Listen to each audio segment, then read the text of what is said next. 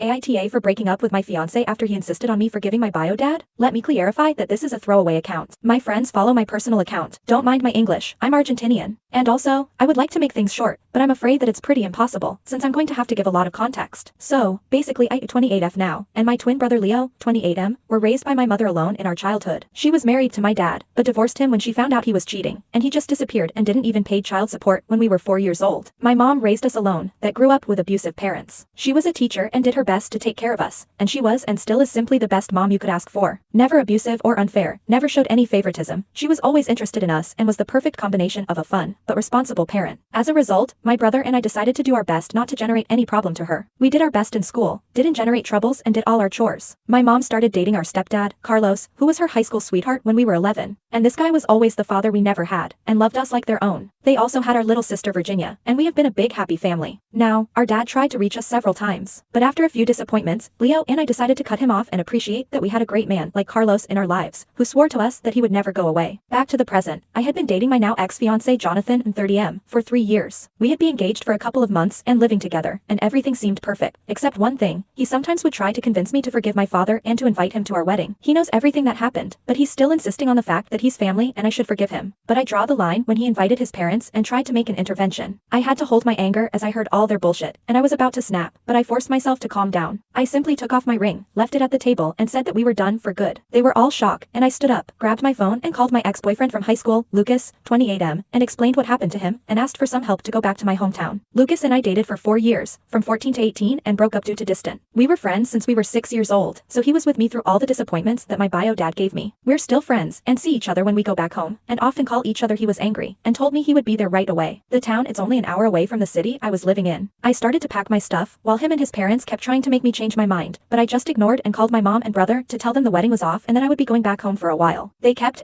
telling me I was exaggerating, that I was choosing wrong, but I just packed everything I own and Lucas showed up pretty quick. Of course, my ex-fiancé was mad that I had called my ex-boyfriend, but I didn't care and Lucas and I just went back home. Luckily, I work from home, so I don't have any problem moving whenever I want. I can work from anywhere. I decided to let know all my close circle what had happened right away, and they are all on my side. I arrived to my hometown, and my stepdad, mom, and little sister received me with a lot of love, and told me I needed to do what felt right and not to force myself to get myself in a marriage if my fiancé can't even respect my boundaries and invalidates my feelings. Lucas said that I deserve someone better, and to try to focus on moving on. However, Jonathan's friends and family is still berating me for breaking up with him in front of his parents and leaving with my ex just like that. But in my defense, he didn't give me a choice. Part of me is thinking they're only doing it because they're his family and friends, but part of me is starting to believe that maybe, yeah, I handled things wrong. I don't regret breaking up with him, it hurts, but it just feels better like this. But maybe I was too harsh. I don't know, AITA.